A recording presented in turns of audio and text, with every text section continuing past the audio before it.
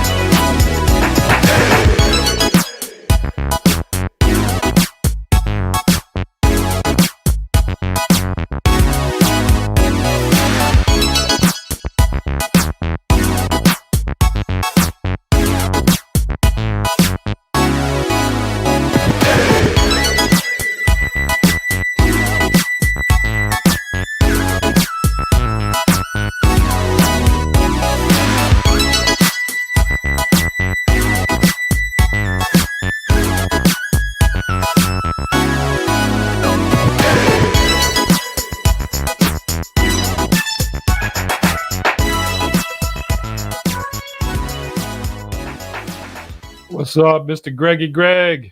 What's up, Dave? How are you, sir? Doing well. Doing well. I'm gonna miss that opening song.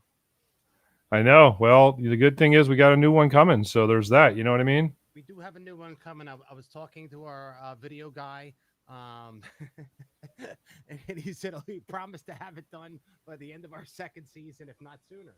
So he's been really busy. You know, things opened up for him, and he's been DJing a lot. So. There's nothing wrong with that. Your audio sounds a little low, man. A little lower than it was when we were in the green room. Oh my God, is that better? Yeah, much better. Yeah, I could. Long story, but we won't get into that. It's been fun all over. I was trying to do the whole producer thing since we're missing Gabe for a little bit tonight, and while doing that, you know, Facebook changes their stuff every other week, and sharing things is not as easy as it used to be. So I was in there doing this and doing that and getting all flustered. And to make a long story short, I knocked the main mix down on my mixer. So that's at least you were sharing and caring, and that's all that matters. We are sharing and caring, yeah. And and speaking of Gabe, I was going to say, hey, let's bring him on in, but you know, he's probably driving in his car and rushing on his way home, or who knows, maybe he's creating a new vaccine. I don't I don't know. It's possible. It's possible. Braden, what's up, my man? I'll tell you, dedicated viewer here. I love this kid. Braden in the house. How are you, Braden? Yeah, Braden too. You know, you get the VIP ticket. So anything you want to ask any of our guests, you know, when we see your name, we take care of you, sir. All right. So absolutely. Welcome to another edition of In the Cue podcast. And while I'm rambling on, everybody, please don't forget to subscribe no matter what channel that you're watching us on. As I like to call it, our live studio audience, taped for replay on all of your podcast networks, Google Play, Apple, Spotify, etc. But our live studio broadcast can be found where you're watching now, either on Facebook Live or on YouTube Live. So please hit the subscribe button. Hit the share button to help us out. And I know Braden does all the time. We get a analytics of that and how many shares this thing has gotten, but also likes and any type of comment, even like Braden did, like a "What's up, guys?" or whomever, just to let us know you're in the house. You know, every week we do our show, we see all our different regulars chime in. They say, "Hey, what's up, guys? What's up, guys?" But all of that helps what we call our SEO, and it helps get the word out there for In the Cue. So please, you know, like, share, subscribe, comment, etc. All right. You know, I'm gonna add another one, as if we're not asking y'all to do enough. But one thing that we really haven't been pushing as much, and I really would like to get y'all's help on, is if you do listen to Apple Podcasts and you do have our podcast on Apple Podcasts, please give it, if you feel we deserve it, a 5-star rating and maybe even a comment on there. Because that would really help our analytics on Apple Podcasts a lot as well. Excellente. Good point. Good point. I would presume the same on Google and possibly Spotify. Yeah, absolutely. Google, Spotify, and Anchor, which being the, you know, I call them the main ones, you know, that are out there. I mean, there's other ones out there, but you know, these are the guys that we really want you to, you know, hit those ratings if we deserve it. If we deserve it, yes. If we deserve it, right. If we don't deserve it, call us first before you rate us, and we'll see what we can do to fix it. That's right, yeah. So what have you been up to? I don't know. What is the day? No, it's, you know, I'm just kidding. It's been a crazy weekend of events, which was nice. You know, that was cool. And today, interestingly enough, I was on the opposite side of what we're doing now. I was the interviewee instead of the interviewer on a podcast today. So that was kind of cool. Oh, very cool. Had a chance to be on somebody else's podcast, which was nice. Okay. And I'm secretly, but not so secretly now because I'm about to say it, sneaking away tomorrow to go on a much needed vacation for a couple of days. So we'll see how that works. So I'm probably going to, Braden said, are you just okay? Yeah, man, I'm the world's okayest, man. I don't need to be the world's greatest. I just need to be the world's okayest. Okay. No, huh? I like that. I didn't even see that, and he brought my attention to it. Yeah. You know me, man. I like to find these funny shirts. Oh no, no, but I'm gonna take my laptop with me, which means I'll probably do a little bit of work. But hopefully I'll be able to get away for a while. All right. I got away this past weekend. It was a work getaway. It was a workcation. I guess is that what you call workcation? Sure. Yeah, it was at a place called the Chart House in Weehawken, New Jersey, which for those that don't know, it's really right across the Hudson River from New York City. And what I mean by right across the river, literally, if they didn't build these 3 brand new buildings, I would have had a perfect view of the Empire State Building, which used to be the tallest building in New York, is now like the 30th tallest building in New York, or whatever. But yeah, it was great because when the sun sets, you get that view of the city, and well, you know it because you DJ at events just like this. You know, we get all these crazy events that have all these beautiful views, country clubs, woods, even cities, what have you. But this was a treat, you know, to actually see the entire, you know, cityscape of New York. You know, it's up there in my top 10. I always love it when I play on the top of a building or something like that. And I get to see the whole wraparound thing. I do that a lot in Philly. I was averaging that like once a year, but this was really a treat, man. So cool. It took me 30 years to get that view, but yeah. It was well, fun. It was well earned though, right? Well earned. Yeah, it was well earned. Now, you know what? This brings up a topic, and I was thinking, should I mention this or not? And I think this deserves almost an actual show. And I know you do another podcast that you've probably dealt with this, but I think in the future I want to talk and I want to do an entire show on, as DJs, right? If when I get to an event and they say, or I talk to my bride and groom to say, I want you to talk to our wedding coordinator. Mm-hmm. So I don't know. I want to hear what everybody else has to say that are DJs. So I want to, you know, I'm going to actually poll some of these DJs I know and actually bring them in and do what you discussed last week. And not only just that, but in future shows. And Braden, you know, you're one of those guys. If you want to pop in, you got a camera, you got a mic, and you could talk. We could put out a link so that you guys could join us as a guest. A guest interviewer, guest host, whatever we we'd like to, as a guest, you know, we'd like you to, you know, come on sometimes last minute. We discussed that last week, so we want to do that this week, or not only this week, but you know, into the following next couple of seasons. So I agree. I think that'd be fun. Fun. All right, and Gabe, you know, who knows, he might pop in a minute. He might not pop in. He might pop in at the end of the show, but whenever he pops in, he'll be like Orville Redenbacher. There you go. He'll be like Orville Redenbacher. I was lobbing that softball up. I was wondering if you're going to hit it out of the park with a home run. You know me, man. It's tough to get much past me. Usually I do that, and you're always, you know, sometimes I don't set you up, but other times, you know, when I'm not setting you up, you just, you know, you throw them right by me. I love it. So, all right. Well, what did we discuss? Oh, last week we discussed the expo. Yeah. Okay. And still up in the air with whether you're going or not. I'm trying to work it out, man. I'm trying to work it out. I hear some grumblings that you might be desired. You might be a desired commodity down there.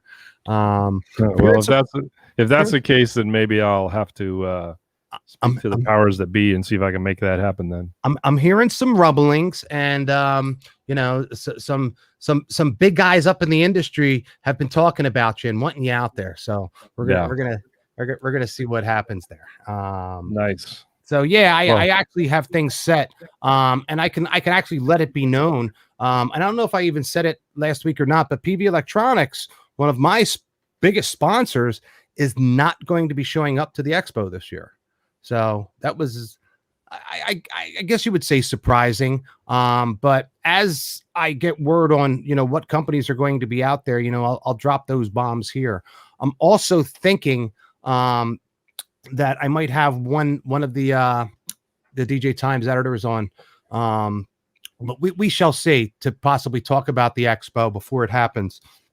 We should do that. That'd be awesome. Actually. Yeah, no, and because of that, I'm actually in the talks with them I can also drop that the little thing here. I possibly have a training seminar going to be going down at the expo as well. And it's really what we were talking about is for those that want to jump into the industry, what equipment you'll need, what you need to know, and what you need to do to jump into the industry. So that's in the works as well. So I'm really excited about that. But everybody needs to know, please go to djtimes.com, and there you will see a link for the DJ Expo. On that page for the DJ Expo, you will see a link to register.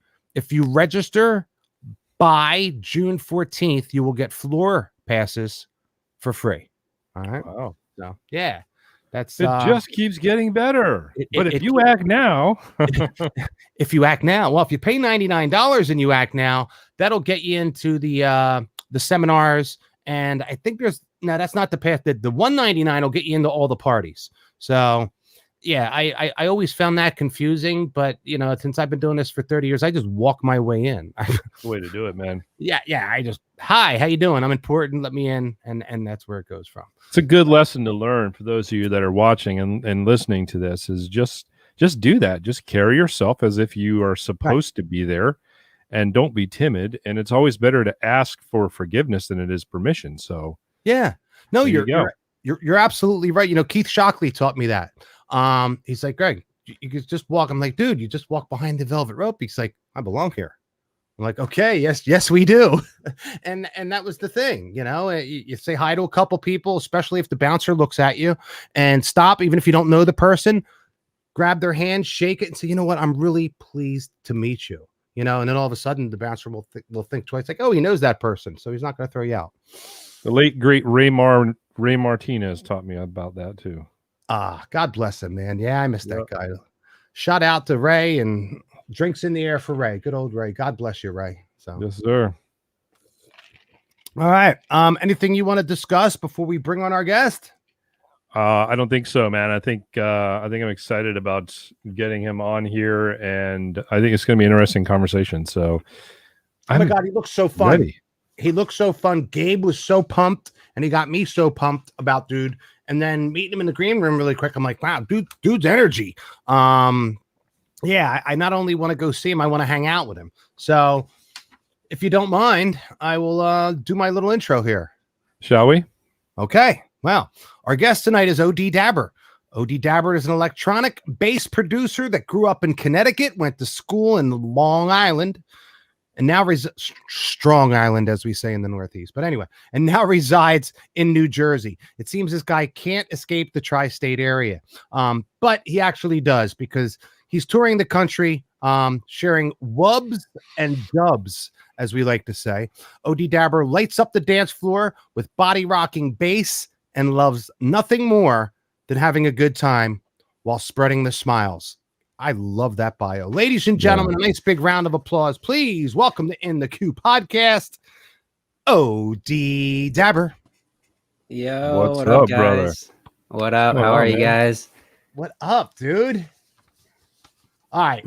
I really have to, I just have to start out now, because now I'm recognizing shirts, because Dave's talking about recognizing shirts. And in your logo collection, I'm like, oh, let me choose some logos. You got some really cool stuff, bro. Thank you. And then I see you wearing the shirt that says "Stay Toasty." Stay toasty. Yeah. Oh my God! Can you explain a little bit? I mean, I get PG. Don't worry. Just give us the full rating. What does "Stay Toasty" mean? So, when I was back in college, my senior thesis, I guess you could say, is I scripted a cartoon series that I still want to make, and the whole concept was about this dude right here, Toasty, and he's a piece of floppy white bread who gets up every day. He can't support his own body weight, so he has to consume medical cannabis to get toasted, so that his body can like stand up and he can go about his life and live his daily life and get into his nonsense and hijinks and all that good stuff. Animated, or is it going to be a piece of toast that you have the mouth move? Or am I? So I would love for it to be like a straight cartoon. Okay. I'm just not a very talented artist. I'm not very good at drawing things myself, so I would need to find some animators to work with, but I got the whole other side, taken care of. But basically that kind of shifted into my music, and he kind of became my mascot. That's awesome. As time went on. I think that dude's awesome, man. Or you could do like the claymation thing. You know what I mean? Get the That'd be pretty cool as well. Yeah. It'll take you forever though. Shot after shot after shot after shot. Yeah. Take you 3 hours to do a 2-minute clip, but yeah, they got some crazy software for that stuff nowadays, though. You know. That is true too, though. Yeah, like and you know that's some of the coolest stuff that I've actually seen on YouTube in retrospect. What's it called? Pothead's Couch, Potheadz couch. They have something when it's a Marlboro pack upside down, whatever. But when I'm talking millions of views, point being is not only just that, but any of these crazy claymation / video, no matter what they have to do with. I mean, the one was about a kid cleaning his room after school and getting yelled at by his mom. What is it? 3.9 million views. I was like, oh my God. And this was just, you know, a kid having fun, you know, doing that. And I was just like, oh my God, it was about, you know, his mom yelling at him, but it was the funniest thing in the world. So yeah. Anyway, I digress, my friend. I love your shirt. I think it's the coolest thing. It took my attention. Thank you. He's being the world's okayest DJ. Stay toasty, my friend. I like it. All right. Is it like who's the Dos Equis guy? He's like, stay thirsty, my friends. I guess it's kind of like that. Yeah. I guess it's similar to that. Yeah. What's hitting me, man, you know? Yeah. Cool. Has that same kind of vibe to it. Yeah. All right. And you know what? I wanted to thank our producer. Hopefully he'll be here tonight. Gabe. Gabe's working a little bit late tonight. He's probably in the mix at his new job. Who knows? Maybe he's creating a new vaccine, as I like to say. You know? He might be, man. He might be. So, he's that kind of guy that would. Yeah. So, all right. So there was my first question. I really had to find out about state testing. All right. You hit me with it. Dave, go ahead. Why don't you hit him with one? Yeah, well, I mean, you know, my staple is always finding out how people come up with their name, their DJ names, nicknames, whatever the case may be. So let's dive into the old OD dabber. So I got into DJing in college. That's kind of like when I fell into it. And I was DJing, house parties all over campus. But I was also pretty well known around the school as the kid who would always give and or take the excessively large size dabs. And being I went to school in Long Island, it was just a very common, I guess, phrase to say everything was OD. So kids would walk into house parties and they would see me DJing and kind of be caught off guard and be like, "Wait, is that OD dabber kid over there? Like, get OD dab." And like, it just, I thought it just was a cool little name. I liked the ring of it, and it kind of stuck, Okay. And we probably should put a disclaimer out there for those of you that are maybe over the age of 50 watching or listening to this show. we are not referring to dabbing as what you might have seen Cam Newton doing in his days with the Carolina Panthers. Right. Yeah. And it's not taking a part of your body and putting them on a person's face. That's called teabagging. I miss the days of doing that. That's a totally different show. We'll explain that to the old heads and the old G's later. So, boy. I got you. All right, how old are you, OD? So I am 27. About to be 28. Wow. Yeah. Jeez. Feels like you remember when you were that young? Yeah. Now, you know what? I'm actually looking at all these logos right now because I missed this part of the packet that we got. These are some dope ass logos, man. They are very cool, dude. Thank you. I look, the one I put on our or the banner that went out. I love that one too. The transparent PNG. I'm just like, ooh, and it was perfect size. And usually they're small. I blew yours up, and it was it was nice and big. I try to give variety because a lot of times, like graphic designers will come back to me for like flyers and stuff. Be like, "Oh, we need to do it black and white," or they'll do it black and white themselves, and they'll mess something up. So I'm just like, "Here's every color. Here's plain. Here's normal. Here's like cartoon. Here's my toast. Here's not my toast." Your marketing and branding is really cool. So thank you. Bravo to that. Look, and you're hitting your target market.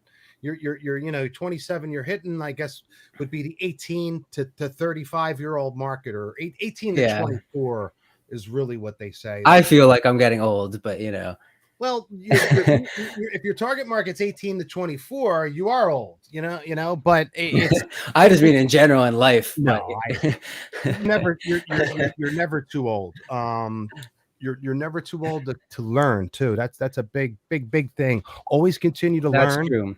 Always That's continue to true. learn That's and the most fun continue to part of this whole process is it's never changing. And no, it's never ending. It's always changing. There's just it keeps you on your toes. There's a lot to pick up every day and new things to do. And look, it's the main theme to our show, and what we're trying to get back to is at least have people leave with just one thing that'll give them an idea of how they can step sideways in the industry and maybe do something different, but educate them a little bit more on whatever. So, all right. You know what? Let's go right into you. And I hear a rumor you're an English major. Yeah. Hence the scripting a thesis. Yeah. I originally went to college for acting. I went to Hofstra on Long Island, and I went there for theater.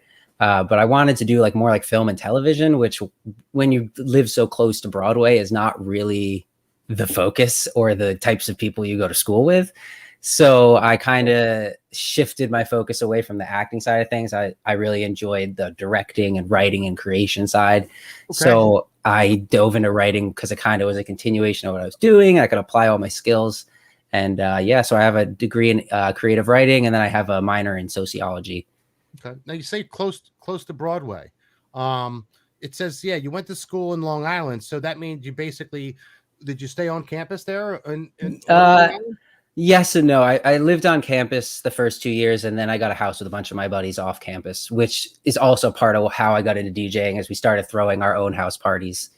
We weren't like a fraternity or anything. We were just, I guess we're a group of dudes in a house, right? So people might consider that a fraternity, but we weren't a fraternity. We were just a bunch of dudes hanging in a house, and we threw parties, and I was the DJ. I had all the sound equipment. I had all the gear. So the lights and all that stuff, and just that's what we did.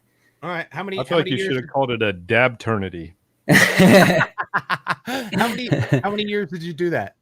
I went to school for 4 years. So all 4 years? Yeah, all 4. We had the house for 2. But I was DJing a little bit before that when I was in dorms, and I did play some frat house parties and stuff like that. I had the gear, so people would book me out. The reason I get to that is I did a lot of those in my pre-prime. I'm in my prime now, but in my pre-prime, I did a lot of these parties, especially at all these Pennsylvania colleges, and far away, Penn State or Bloomsburg University, Millersville.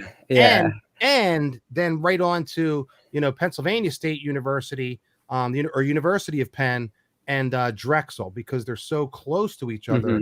And these houses are rigged, because I asked you if you were a DJ. Now, if one of the guys was a DJ and he had his equipment, the entire basement is rigged, and they'll come in there with 2x4s and a bunch of plywood, and they'll build you up a DJ booth with a little bit of spray paint. Oh, that's sweet. And cool. Not just a little DJ booth and a dance floor, but off to the whole other side of that basement is a long bar that they've built. And they bought in, they put beds in there, and they got your CO2, and I was blown away. I thought this was one house that I seen. Bullshit. One guy got the idea from another, and I guess they got their buddies. They say, "Hey, you're good with CO2 and beer. Come over here." But it's some of these places, the lights, it was like a nightclub. Yeah, I had a ton of lights for our house, so we had better lights than we had room for. So it made quite the party, I think. Well, some of them they'd have a hardwood floor, and they would move all of their furniture off to the side, and the DJ would do it right there in the main room. That's what we did. Yeah, that was what we did. They covered the furniture with tarps because we should have did that. We definitely should have did that. Our house was a wreck afterwards. Every disaster. Every time I went to Drexel and I would do these parties, they would literally do that. There were 4 or 5 couches strung up onto the wall with their chairs, and there's all kinds of tarps that are on top of them. I wish we had that kind of foresight instead of just spending the whole entire next day cleaning up. These guys were smart because they prepared for a murder, and they knew, because this place was packed. I wasn't leaving. And I told them, I said, I need access to the back or a restroom, because if I'm going to be here for 3-4 hours and it's so packed, I got to get back to my DJ gear. How the hell am I, going to do that? I got to get that. It was the most important thing to me, Yeah, you're just stressed out about you're anxious about all your equipment. Yeah. And God forbid the DJ picks up a drink. No, I didn't do that. Thank the Lord. It's just because it puts me in a bad state. I party afterwards. I'm not a a big drinker at my events. I've never been, but it's crazy. And then the smell of the stale beer I cannot get out of my head during the party. And you're telling mopping it off the floor the next day. Yeah, I'm very, very aware. It stays in the wood. Yeah. Even if you mop it up, you're still. Oh, the house. Yeah, my college house was a disaster. Yeah, it smells like, Ort leaves or peels or cheap beer, whatever the cheapest beer is of brand. So. Yeah, no, it was a mess. It was a lot of fun, but it was a mess. All right, sure. Dave, what else you want to ask him there? What is your equipment of choice? What do you usually find yourself using to do? To DJ with, and then even, production wise, what are you working on? So, I mean, I'm a pretty flexible guy when it comes to equipment. Like I'll show up to a gig and, if they don't have the best of equipment, I'll make do with what I got. But for the most part, I try to have like Nexus 2000s there if I can. Okay. That's kind of like my, or quote unquote requirement is to have a couple of 3 or 4 Nexus 2000s. But at home, I just use Serato on a DDJ SX2. So it's a super pain because every time I have a live gig, I have to transfer my set over to Record Box, but none of the cue points transfer over for some reason. They decided not to make them work together. So because they're so proprietary and whatever. So I have to, redo all my grids and all my, cue points and all the work I have done, just messing around and mixing in my basement to bring that same music out, which is just the bane of my existence. But it seems like it should be so simple nowadays. It should just be drag and drop, but it's not for some reason. But yeah, I mean, I've shown up to gigs before and for some reason they didn't have the right equipment and I've had to make do and go reformat a drive in the woods at a 3-day music festival. So find a computer and figure it out. All right. How about turntables? You all right with them? Honestly, I just over quarantine, I just finally got my hands on some vinyls, but I have yet to really sit down and break up and play with them and actually try it. So I'm unfortunately not a vinyl DJ as of yet, but I have, intentions of getting it down. There is a learning curve when you're moving from the Pioneer decks. I would definitely not mix what I play, but I would probably mix music I listen to or whatever, All right, I gotcha. But I got a couple of Nexuses Technics downstairs now. So okay, all right, yeah. It's kind of my staple behind me. I got my my turntables and the records right below them. I never bring the records out. I mean, the players I bring out when I'm doing actual shows when I DJ for DJs. But when I do weddings, things like that, it's a standard controller. But yeah.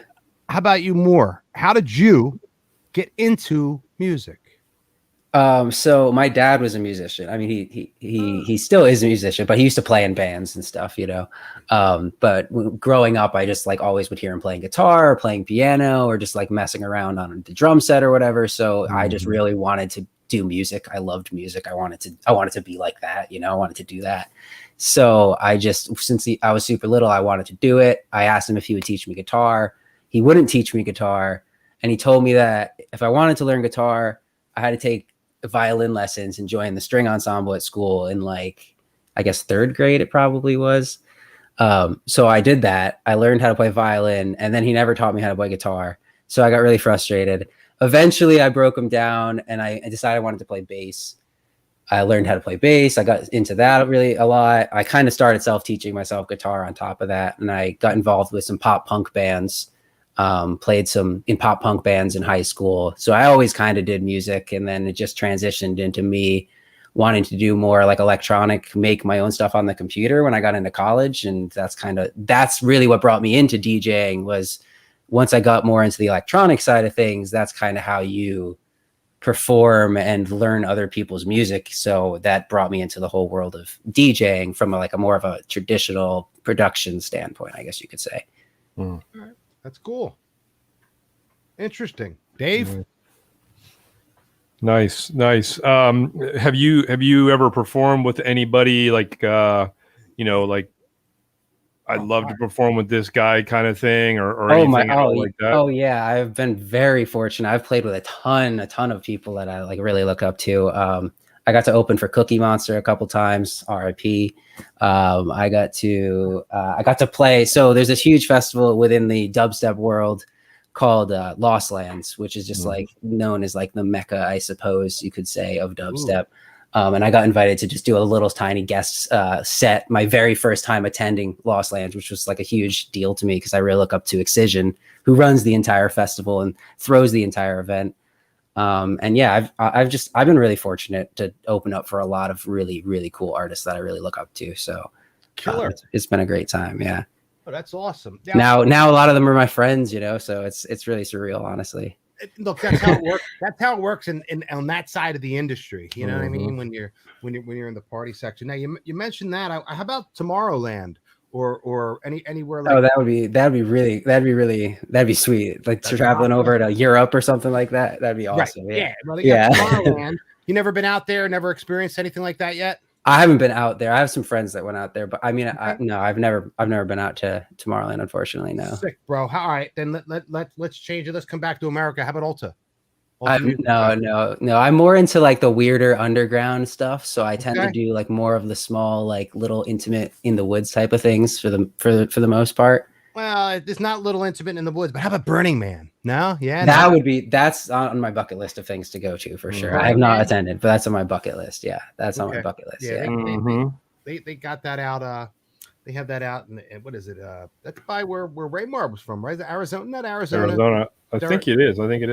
I would say Lost Lands. You could call it kind of like the ultra of just dubstep, if that makes sense, right? Yeah, so like it's like a big multi-stage festival. They have like it's all dinosaur themed, so there's literal giant like T-Rexes and Bronchiosauruses and stuff all around that you just walk past, like life-size dinosaurs, and the production is just absolute next level. So that's probably like the more larger scale side of things on my end. You mentioned dubstep. That's your style, and that's what you do, right? Yeah, dubstep and I guess experimental bass and some trap music. Perfect. How would you describe that? We've got a lot of listeners that will listen to this, whether they're live or it's going to be, on these podcast networks.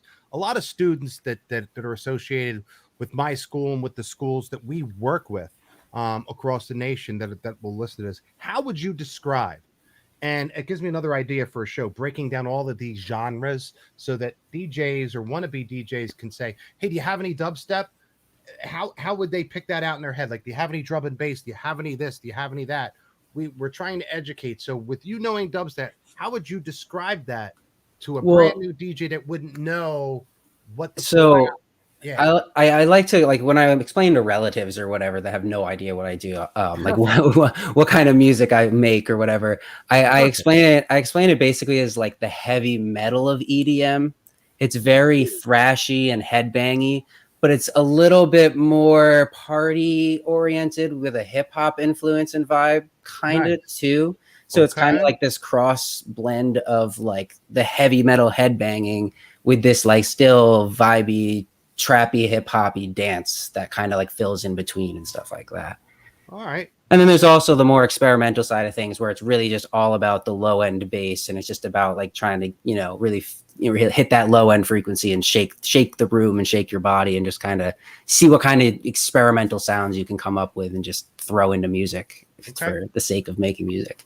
You touched on, now we were discussing the DJ end of it. Now you touched on producing and making music, correct? So you actually make and produce music through dubstep, is correct? Yeah, I do. I feel like I'm getting better every song, every time, but I feel like still it's this giant learning experience that's never ending, and there's just always new stuff to figure out and try. And then you go, oh, I wish I knew this song 5 songs ago, because that would have made that song even better. And it's a lot of fun though. It's just like this never ending puzzle of putting things together. And it's a constant evolution that I think that you're progressing exactly the way you should, which is up the hill constantly. And you just stated that, you're constantly getting better each time, and you never stop learning. I mean, that's one of the themes that I always tell people. never, no matter how old you are, continue to learn, and you'll just excel at your craft. And like you are now, I mean, you're just going to get better, bro.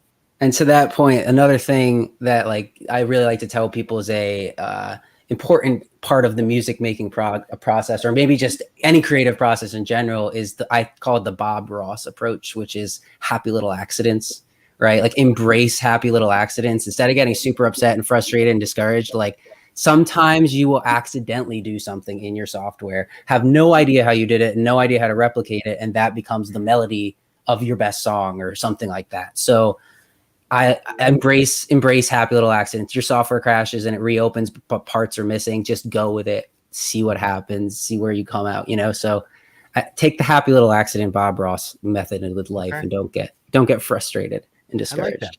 It's like the puffy little clouds. I like that. Yeah, exactly. Dropping the Bob Ross on us. I like it. My 13-year-old daughter, she goes, "Oh, there's Bob Ross." I'm like, "How the hell you know about Bob Ross?" Oh my God. Yeah, I never get ceased to amazed by that. Bob Ross transcending age groups, right? Transcending generations. Generations. Thank you.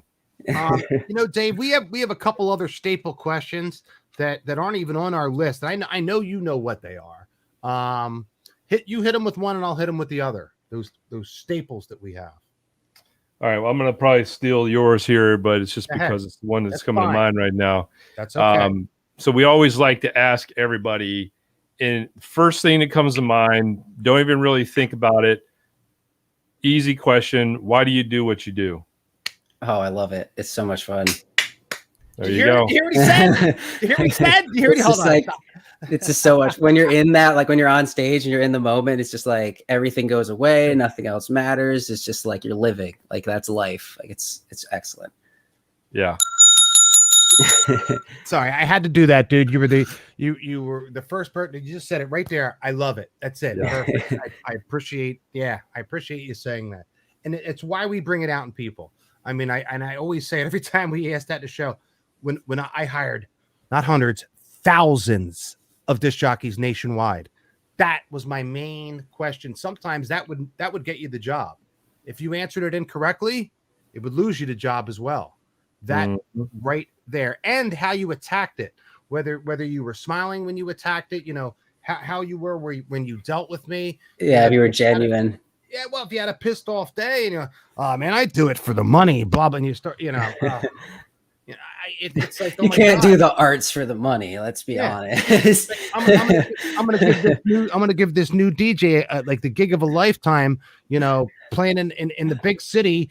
For celebrities, he's gonna be like, "Oh, it's work. I don't want to get up." I'm like, "Are you kidding me, bro?" Like, so. All right. Well, here's another one of if you're looking for the money, you should not be in the arts. You're in the wrong industry. Yeah, right. You're in the wrong industry. You should do this because of the fun of it. Any art form, period. Because you love to do it. That's it. Yeah. And especially in DJs and in the music industry, those that have these big egos don't seem to last long, or B, I don't know. I see a lot of these guys drift off as like old farts. As things happen. But those that embrace the younger generation, the older, everything, the younger and older generation, but they just don't have this ego like I'm better than you, my shit doesn't stink type of, everybody, we all poop brown, it's not, you're a music star, I have gold. No, it's not that way. Well, so to that point, one of my favorite bands growing up was Blink-182, and a big part of their act and their persona is like, we suck dick, listen to our music anyways. One of their slogans was like making the shittiest pop punk music since 1992, things like that. So like, just I really always looked up to that kind of like, they're just up there having a blast, doing what they love. They don't give a shit what you think, because they're just there to have fun and you have fun. And that's kind of just my mantra, my attitude. Like, we're just having fun. And like, if you're not having fun, I'm having fun. So it sucks to be you because I'm having fun and they're having fun. So what the fuck are you doing? Why aren't you having fun? What a great analogy using that band, man. That is just because when you could feel their energy just listening to their music, that they're having a ball doing it. And And really honestly, like they're not they don't that like they're great, but they're not that great, and they know it at the same time. Right. They're just like, we're just doing what we enjoy, so whatever. but it makes them better. It makes them like a party band. It's just exactly. Like, yeah, no, they were, yeah. You want to go see them, you want to hang out with them, you want to party with them. It's just like, Right. you feel like what they feel instead of it being just about like the technicality of the music and everything. Okay. Now, as we're talking about all of this, and great way to segue, our other staple that we ask a lot of artists, a lot of people, anybody on this show, who are your influences?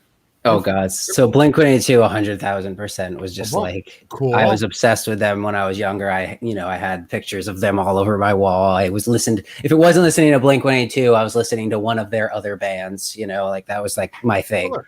But I also listened to I really love Mac Miller, Kid Cudi when I got more into like the hip hop side of things, I guess. I used to listen to a lot of classic rock growing up, Pink Floyd, all that, I guess generic classic rock, some people might say, but, Rolling Stones, Beatles, all that good stuff. But I kind of just listen to everything. I don't like subscribe to one specific genre personally in my own listening, but in high school, maybe like my preteens, my teenage like years, there was a few solid years of just being like Blink-182 or Angels and Airwaves or Plus 44 or just like any of like the bands that the members of Blink-182 was in.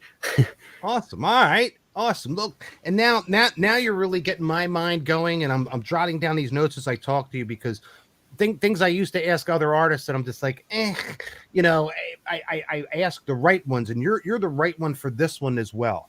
All right. So I'm going to hit you with this because we discussed about you making music and being a DJ.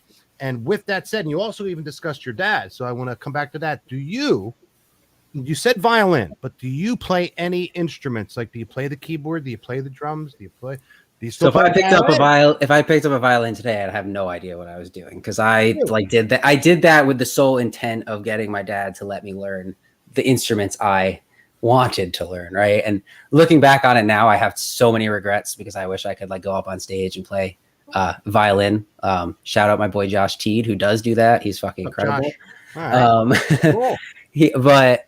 I do still kind of play guitar. Not as much as I should. I probably should play more just to keep up with it. I play bass a little bit still. I probably would be most proficient in bass if I had to choose out of the instruments, but I've been learning piano just because of the nature of writing on the computer a little bit. And then that leads me to, do you know how to read or write music, like A, B, C, D, E, F, G? Because like, in other words, if I were to show you the piano, I said, this is the C key. Are you able to draw that out with your eyes and things like that? I'm not the best at it. I used to be good at it. I was in like chorus when I was younger in high school and stuff like that. So when I did violin and when I played bass and stuff, I used to be able to sight read. I have not practiced it in years because I've been so focused on this, but like, I could like relearn it relatively quickly. I would think, I would hope. Well, these anybody that makes music, these are questions I always ask certain people, because certain guys and certain people in this industry, they might have learned piano way back in the day and said, "Oh, I'm never touching this again." And they're doing something else. I did take formal bass lessons, so I did read sheet music, so at a point. So the old shit that's embedded in our head. Every good boy does fine. Right. That's how you do the lines, and you could, I can think of it. I'm like, in my ADD, and I still have like a general understanding of like just like even just feeling a bass. What notes go with what notes and all that kind of stuff, and the scales and everything as well. So it's like it is definitely like muscle memory ingrained into it. It's funny. It's because as being a DJ, I have these tones that are always in my head, and I can hear something that's like, oh, that's close to C or it's near C. My daughter picked up a violin, and I go to my wife and I'm like, it's not sounding right. And I've never touched the violin or had a lick of violin. I picked up the damn thing. I'm like, no, here, try this. I'm like, dun, dun, dun, dun, dun, dun, dun, dun, dun. Like, how the hell do you know how to do that? I'm like, I watched people, but it's all with the ear and see, my dad's incredible at that. He could like watch a commercial on TV and then just like play it on the guitar or play it on the piano or something. He's far more adept of a musician than I am, but That is awesome. You know, You're blessed to have a dad like that, man. So yeah. soak up as much knowledge as you can from that guy. I've been trying to slowly encourage him to like maybe do something with me. Like I want to do what I call an OD dadder set, where I'll have him come out and like play the drums underneath me DJing or something like that. But I haven't been able to totally convince him quite yet. You just mentioned your boy. We're working out. You just mentioned your boy who does the violin, and now your dad that does the drums. That is exactly two of the hottest things that before this coronavirus thing was happening at one of the nightclubs down here in Philly. You know, there are 2 or 3 of them because these guys are traveling. There's a dude that gets up right on the DJ booth, and he has an electric plug-in violin, and he'll play along with the DJ. One of the coolest things I've ever seen, besides having the drummer come out, set up his drum. Now, mind you, it was on the middle of the dance floor, but it was still cool to have the drummer and the DJ playing together. And then hence a couple weeks later, all 3 of them that got together, DJ, the drummer, and the violinist. But it was the best. Cool. But it was the best when the DJ was just going freestyle and playing beats, not commercial music, etc. They were just playing to make music. That's where it was the best. So I encourage you to take the dad and say, Dad, you know, that'd be fun. There are some like artists I do love and look up to. Like there's this guy Grizz, who he plays the saxophone. So like his whole thing is he produces his music and stuff, but he DJs, and as he's DJing, he'll just like shred on the saxophone or like in his own original production. But now he'll bring out like, I believe it's his college band. It might be his high school band. I'm not totally sure, but either way, he brings out like the drum corps from where he went to college, or I think it's college, where he went to school. He brings out like the band, and like now he'll play like live shows, and they'll be on stage with him doing like a full band performance. Or there's another act, Pretty Lights, that I really love, that I got the chance to see do a live band experience, where all of the music he writes electronically, he like breaks down the composition and gives to like a live orchestra, and he plays along with them, and it's like a whole live performance, but he's like completely composed the music, but it's still electronic and like dance music and lots of lasers and stuff, you know. Oh, killer. All right. Here's our last, another staple question that and I like to ask these because when you hit them with the right artists, you get the cool answers, and you're another perfect guy to give one of these great questions I have that we usually use. Where do you see yourself 5 to 10 years from now? Oh God, that's a loaded question. Man, I would love for this to like really like take off and like really become a thing, and just like and take this and kind of brand off and do my cartoon, like I was saying. Mm-hmm. I guess the end goal would to kind of maybe be get my own. I kind of want to do like a trifecta of like the music, my own dispensary chain, and then the cartoon, and then have them all kind of synergize together, where the music in the cartoon is my music, so it's promoting my music. But at the same time, it also like promotes my like dispensary brand, and then like it just kind of all cycles into a thing. But that's obviously large scale. Now, you're in Jersey now, right now? Yes, yeah, I am. All right. You're out of luck in Jersey. That's more corrupt than the state of Pennsylvania. But in New York, if you got 40 grand and you can wait, you might even be able to get your way, you know, into being a live grower or a dispensary. That's 40 grand is where it starts. So it's pretty impossible to break into the cannabis industry, unfortunately. But you know, hopefully those things will change within the coming 5 to 10 years. So I guess we'll see where that ends up. But based on the past track record, I'm not too optimistic or hopeful with that. But New York is pretty like, you know, just on personal use and stuff, it's pretty open now. Like it's incredibly open now. So. I was just there. I felt sorry for the little kids in the little park across the street because Well, I was sitting in my car. We had a 3:30. We were able to load in for a 5:30 start. We had 2 hours, you know. So I said, well, we can't go in there until 3:30. We were at like this exclusive place, and I said, okay, well, we're just going to hang out. It was a beautiful day, you know. I put the sunroof down and the windows down. Me and my assistant were just sitting there chilling, and I, you know, listening to the music that I had. I said, here, I want you to listen to some of my, you know, mixes that I had. And sure enough, man, in one door and out the other, I'm like, wow. and I told him, I said, bro, I said, it's legalization here. It's going to be everywhere in the city now. Yeah. And it was everywhere. well, and the funny thing was, I'm just like, there's some kids, right? Oh no. Dude was like 74 years old, and his wife or girlfriend or whoever she was just sitting there, and I'm just like, are you kidding me? I totally, it was bad stereotyping. I was just thinking it's going to be some kids, that were up to no good. Nope, not at all. I think New York City is going to be like the Mecca of the East Coast at some point. In a couple of years from now, it's going to, at least of the cannabis industry, it's going to be like the LA, but of the East Coast for sure. It's changing, and so be it. It's what's going to happen anyway.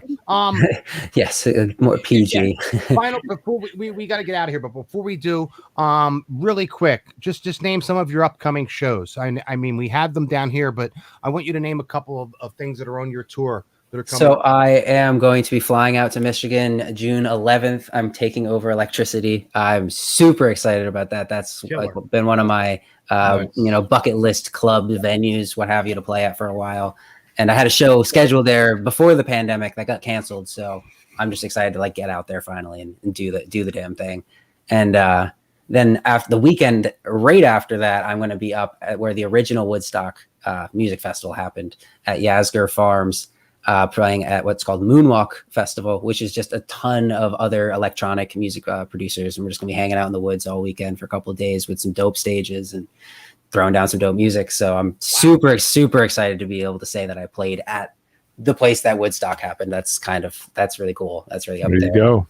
I got a couple of other things coming up there that aren't totally announced or public yet, but keep your, to everybody listening, keep your eyes and ears, peeled and open, and those announcements will be coming pretty soon, hopefully. All right, killer. And how can anybody hear your stuff and follow you? So I am on all major streaming platforms. I'm on Apple Music, Amazon, Spotify, YouTube somewhere. But SoundCloud is where I post my mixes and stuff like that. So if you want live sets and things like that too, but everything is on SoundCloud. You just, for obvious reasons, can't put mixes on Spotify. But understood. Spotify seems to be everybody's preferred place these days. So the letter O, the letter D, and then Dabber, just like that. That's how you're found on all these networks, Instagram, Facebook, and all that. Everything. Yep. Add me up on Facebook. That's where I'm probably the most active. So if you want to keep up with everything that's going on Facebook, it's definitely the spot. I'm active on everything, but I am excessively active on Facebook, some may say. Okay. So you're also an original gangster too. So that there's nobody else out there that's utilizing that name or anything like that. It's just OD. You're the one, just like me. I mean, I'm the only greatest out there. It's a smart thing in marketing and branding. Like I said, it's not just a random word or a random thing that could just be somebody else somewhere else could come up with. Somebody could come up with it. Don't get me wrong, but it seems kind of like a series of my own events that kind of just came about. All right, cool. Dave, any final questions?